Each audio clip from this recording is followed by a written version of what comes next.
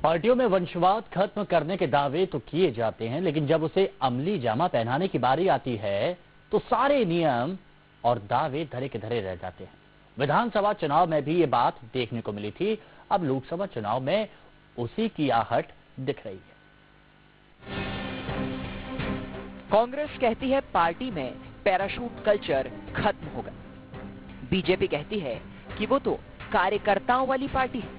अगर दोनों के दावों में दम है तो फिर तो जमीनी कार्यकर्ताओं के हिस्से जिम्मेदारी के साथ साथ अच्छे दिन भी आ जाने थे।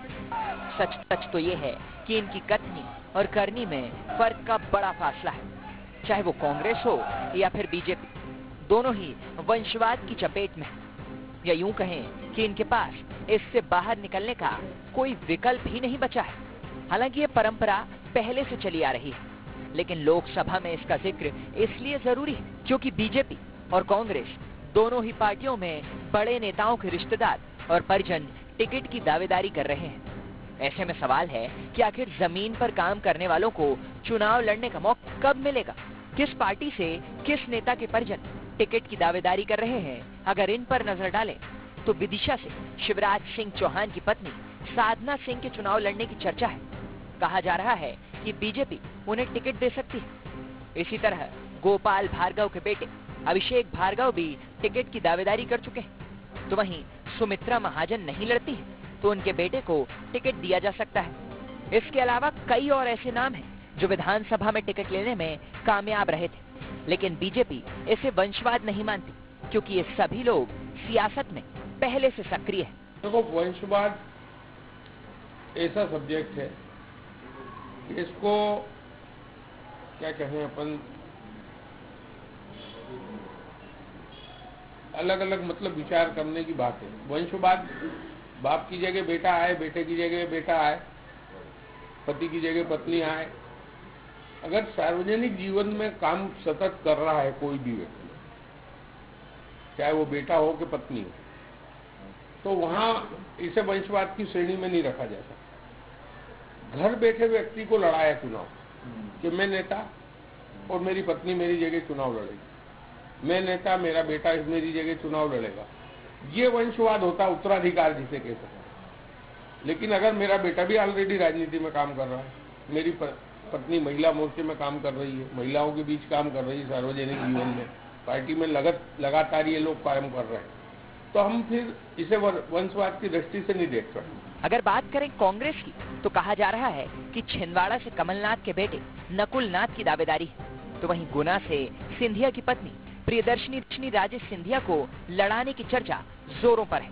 ये तो सिर्फ बड़े चेहरे हैं, कुछ और नेता भी हैं जो टिकट की जुगत में लगे हैं। ये अलग बात है कि कांग्रेस वंशवाद की बात मानने को तैयार नहीं। भी जो मध्य प्रदेश में हारी है, राजस्थान में हारी है, तो वो वंशवाद के कारण ही हारी है। उन्होंने अपने नीचे कैडर के नेताओं को कभी आगे नहीं आने दिया। अपने पुत्रों को, अपनी पुत्रियों को जो लायक हैं या नहीं है, उनको भी चुनाव लड़वाया और कहीं जीत नहीं हारे। तो जो नीचे का कैडर होता है उसने अपने आप को अपमानित महसूस करा। आपने कल एक उदाहरण देखा होगा कि ताई ने एक मीटिंग बुलाई थी, उसमें चंद लोग ही पहुंचे थे। तो उसकी वजह यही है कि बीजेपी के जितने नेता है वो वंशवाद से प्रभावित हैं। जहाँ तक कांग्रेस का सवाल है, आपने अभी देखा होगा कि प्रियंका गांधी जी इतने साल बाद कांग्रेस में एक प्रमुख पद पे आके सक्रियता से काम कर रही हैं। उसके पहले एक सामान्य कार्यकर्ता के तौर पे उन्होंने 25 साल काम करा है। वंशवाद पार्टियों की डिक्शनरी में कोई नया शब्द नहीं है। लंबे समय से इसके साए में पार्टियां रही हैं। विधानसभा चुनाव में भी इसकी तस्दीक हो चुकी है। बीजेपी ने कुछ को टिकट देने से इनकार किया था तो वो नेता बागी हो गए थे, जिसका खामियाजा बीजेपी को उठाना भी पड़ा था। तो ऐसे में ये क्यों ना माना जाए कि वंशवाद की परंपरा को बढ़ाना पार्टियों की मजबूरी हो गई है, क्योंकि ऐसे नेता न सिर्फ अपने इलाके में सक्रिय रहते हैं बल्कि अपनों को जिताने के लिए दमखम भी लगा देते हैं।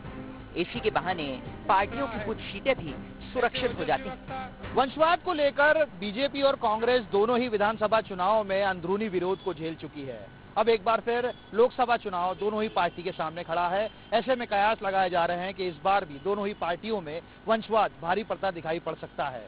देखने वाली बात होगी कि इस बार वंशवाद के चलते अंदरूनी विरोध को पार्टियां संभालने में कितनी कामयाब हो पाती हैं।